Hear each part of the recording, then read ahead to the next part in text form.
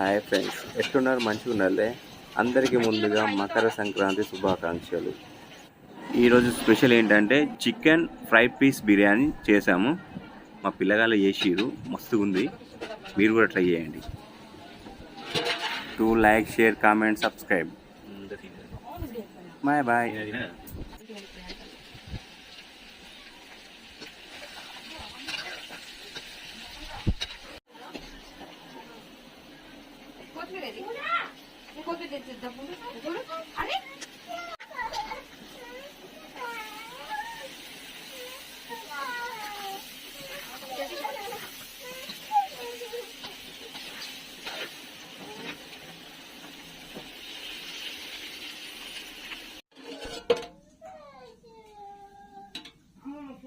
సరే